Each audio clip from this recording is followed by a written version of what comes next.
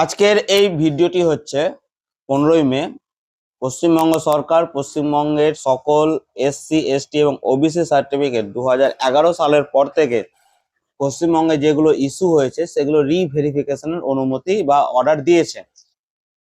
তো এখানে অনেকে ভয় করছে যে তাহলে 2011 সালের পরে ইস্যু হওয়া সকল সার্টিফিকেট কি বাদ? না, দেখুন বিষয়টা সেরকম নয়। এখানে 2011 সালের পরে ইস্যু হওয়া সকল সার্টিফিকেট বাদের কোনো বিষয় নেই। হ্যাঁ, সকল সার্টিফিকেট রিচেকিং এর বিষয়টা আছে। তো বিষয়টা কিরকম, যে নোটিশে পশ্চিমবঙ্গ সরকার উল্লেখ করে দিয়েছে যে 2011 সালের পর পশ্চিমবঙ্গে এসসি সার্টিফিকেট প্রায় 1 কোটি, এসটি সার্টিফিকেট 21 লক্ষ এবং ওবিসি সার্টিফিকেট 48 লক্ষ ইস্যু হয়েছে। ঠিক আছে, তার মধ্যে থেকে দুয়ারে সরকার নামে যে প্রকল্পটা ছিল সেই প্রকল্পে এসসি সার্টিফিকেট 32 লক্ষ, এসটি সার্টিফিকেট 6.5 লক্ষ এবং ওবিসি সার্টিফিকেট 8.5 লক্ষ মতো ইস্যু হয়েছে। তো এখানে অনুমান করা যাচ্ছে যে দুয়ারে সরকার ক্যাম্পে যে সার্টিফিকেট গুলো ইস্যু হয়েছে সেগুলোর বেশিরভাগটাই কোনো রকম ভেরিফিকেশন চেকিং ছাড়াই ইস্যু করা হয়েছে এবং এগুলো বিভিন্ন সময় মানুষ বিভিন্ন স্বার্থে করে থাকে, বিশেষ করে লক্ষ্মীর ভান্ডার পাওয়ার জন্য, সরকারি সুযোগ সুবিধা পাওয়ার জন্য এই সার্টিফিকেট গুলো মানুষ ইস্যু করিয়েছিল বা আবেদন করেছিল এবং সেই সময় কিন্তু সেগুলো যারা যোগ্য নয় অথচ এই সার্টিফিকেট গুলো পেয়ে আছে। এবার এখানে একটা জিনিস ব্যাপার আছে যে অনেকে আপনার ফেক সার্টিফিকেট, অনেকে অ্যাকচুয়ালি এসটি নয় কিন্তু এসটির সুবিধা বা সার্টিফিকেট তার নামে আছে, অনেকে এসসি নয় কিন্তু এসসির সুবিধা আছে। তো এই সকল সার্টিফিকেট রিভেরিফিকেশন হবে। ঠিক আছে, রিভেরিফিকেশন করার পর এখানে পাবলিকের কোনো ইন্টারফারেন্সের ব্যাপার নেই, পাবলিক এখানে কিছু জানবে না। এই রিভেরিফিকেশনটা অফিসিয়ালি হবে, অফিসার্সরা সেটা রিভেরিফিকেশন করবে এবং প্রয়োজন হলে ঠিক আছে তখন পরবর্তীতে হয়তো পাবলিককে বা যার নামে সার্টিফিকেট তাকে হয়তো ইনফর্ম করে নোটিশ করে ডাকা হতে পারে। ঠিক আছে, এই হচ্ছে বিষয়টা। আর এখান থেকে যে 2 নম্বরই সার্টিফিকেট, ফেক সার্টিফিকেট গুলো পাওয়া যাবে তাকে হয়তো তখন বৈধতা বা তার সেই যে সার্টিফিকেট পাওয়ার অ্যাকচুয়াল যোগ্য সেই বিষয়ে তাকে নোটিশ করা হতে পারে।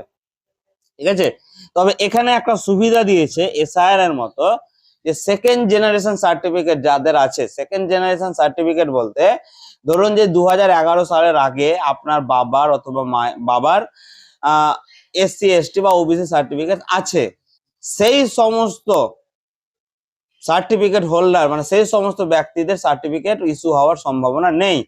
কারণ যে আপনার বাবা মায়ের আপনার বাবার 2000 বা আপনার বংশের কারো 2011 সালের আগেই সে এসসি সার্টিফিকেট আছে বা এসটি সার্টিফিকেট আছে বা ওবিসি সার্টিফিকেট আছে, তাহলে অটোমেটিক্যালি আপনি সেই বংশের বংশ তালিকা অনুযায়ী আপনিও সেই সার্টিফিকেট পাওয়ার যোগ্য। তাহলে সেকেন্ড জেনারেশন সার্টিফিকেট যাদের আছে তাদের দুশ্চিন্তার কোনো বিষয় নেই।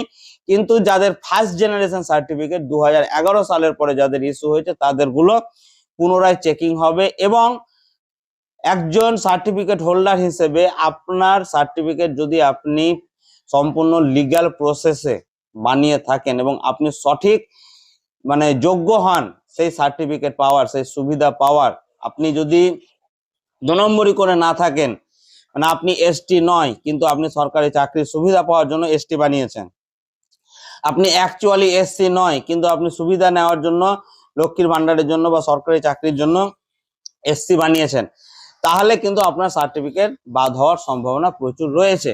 এবং এর মধ্যে আরো একটা বিষয় রয়েছে যে এসআইআর থেকে, এসআইআর প্রক্রিয়ায় যে সমস্ত ভোটারদের নাম বাদ হয়েছে তাদের নামে যদি আপনার সার্টিফিকেট থাকে এসসি এসটি ওবিসি, তাহলে সেই সার্টিফিকেট গুলো পুনর্বিবেচনা করে কিন্তু কর্তৃপক্ষ মানে পশ্চিমবঙ্গ সরকার এসডি অফিসের মারফত সেগুলো ক্যান্সেল করার সিদ্ধান্ত নিতে পারে এবং সাথে যাদের ফেক সার্টিফিকেট ধরা পড়বে তাদের জন্য পশ্চিমবঙ্গ সরকার শাস্তিযোগ্য অপরাধ হিসেবে আইনগত পদ্ধতিতে জেল এবং জরিমানার ব্যবস্থা করতে পারে। এই হচ্ছে বিষয়টা। তো আপনার সার্টিফিকেট যদি আপনি প্রকৃতই যোগ্য হন আপনার কোনো চিন্তার বিষয় নেই।